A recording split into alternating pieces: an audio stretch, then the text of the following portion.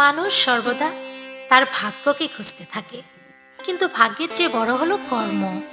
আর এই কর্মের নিয়ন্ত্রণ সেটা রয়েছে মানুষের হাতেই। যদি আপনি মনে করেন আপনার ভাগ্য খারাপ, তাহলে আজকে আমি যে গল্পটি বলতে যাচ্ছি এ শুধু আপনার জন্যই। কথাগুলো শেষ পর্যন্ত শুনুন। সময় নষ্ট না করে চলুন শুরু করা যাক।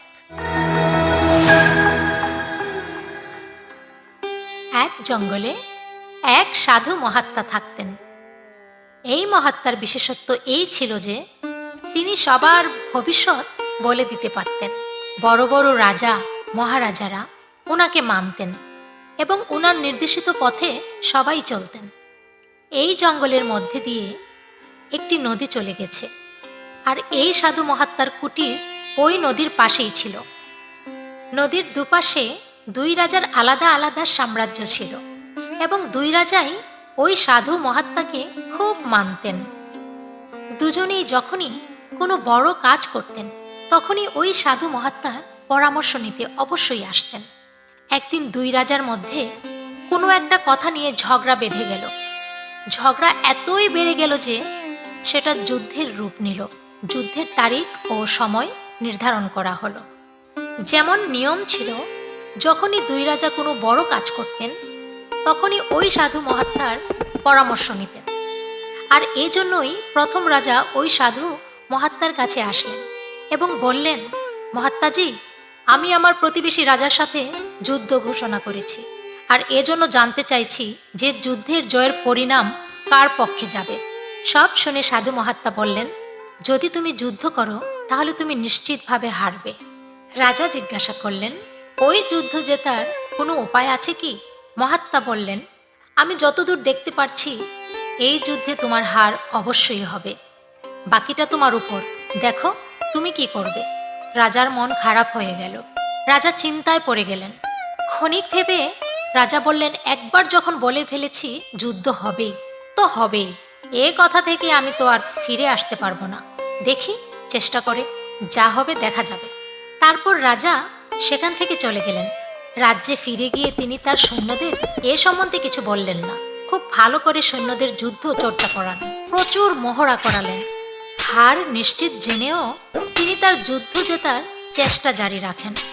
পরের দিন দ্বিতীয় রাজা ওই সাধু মহাত্মার সাথে দেখা করতে গেলেন এবং বললেন, মহাত্মাজি, আমি প্রতিবেশী রাজার সাথে যুদ্ধ করব, তাই এই যুদ্ধের পরিণাম জানার জন্য আপনার কাছে এসেছি। আপনি দয়া করে বলুন, এই যুদ্ধে কে জিতবে? সাধু মহাত্মা দ্বিতীয় রাজাকে বললেন, এই যুদ্ধে জিত তোমারই হবে। ওই প্রথম রাজা তোমাকে হারাতে পারবে না। এবং সেখান থেকে গিয়ে তার সৈন্যদের ওই সুখবরটা দিলেন, অর্থাৎ সবাইকে বলে দিলেন যুদ্ধে জয়লাভ আমাদেরই হবে। সৈন্যরা তা শুনে খুব খুশি হল। রাজা আরামায়েশে দিন কাটাতে লাগলেন। যথারীতি যুদ্ধের দিন উপস্থিত হলো। যুদ্ধের দামামা বাজল। যুদ্ধ শুরু হলো। দুপক্ষই প্রচণ্ড যুদ্ধে লিপ্ত হলো। প্রচণ্ড যুদ্ধ হলো। দেখতে দেখতে যে প্রথম রাজার যুদ্ধে হারার কথা ছিল, সেই রাজার সৈন্যরা প্রথম রাজার সৈন্যদের মেরে স্তূপ লাগিয়ে দিল এবং প্রথম রাজা এই যুদ্ধে জিতে গেলেন। কিন্তু সাধু মহাত্মা বলেছিলেন, এ রাজা যুদ্ধে হারবে। যুদ্ধ জেতার পর এই প্রথম রাজা ওই সাধু মহাত্মার সাথে দেখা করতে গেলেন এবং জিজ্ঞাসা করলেন, মহাত্মাজি, আপনি তো বলেছিলেন এই যুদ্ধে আমি হারব, কিন্তু আমি তো যুদ্ধে জিতে গেলাম, তাহলে আপনার ভবিষ্যৎবাণী মিথ্যে হলো কিভাবে?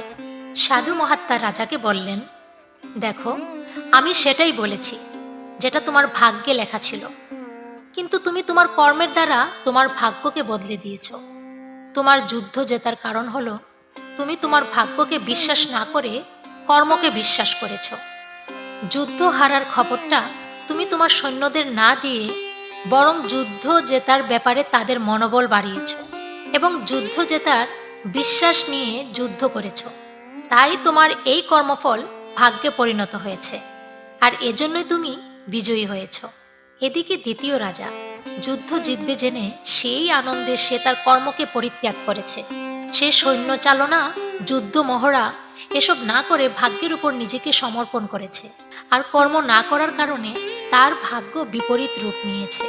তাই আমাদের সবার জানা উচিত যে ভাগ্যের চেয়ে বড় হলো কর্ম। বন্ধুরা, এ কথা সত্য যে সব কিছু আমাদের হাতে নেই, কিন্তু এটাও সত্য যে অনেক কিছুই আমাদের হাতে আছে। কিন্তু আমরা সব কিছুকে ভাগ্যের উপর ছেড়ে দিয়ে সারা জীবন শুধু কাঁদতে থাকি।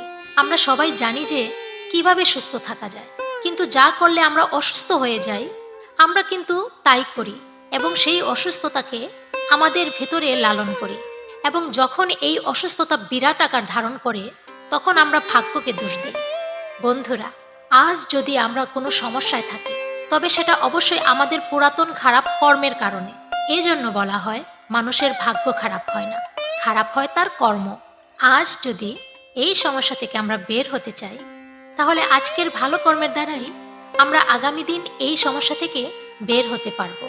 আজ যদি আমরা কিছুই না করি তাহলে এটা হবে আমাদের ভাগ্য। আর যদি বুদ্ধিকে ব্যবহার করে কিছু করি তাহলে সেটাই আমাদের কর্ম।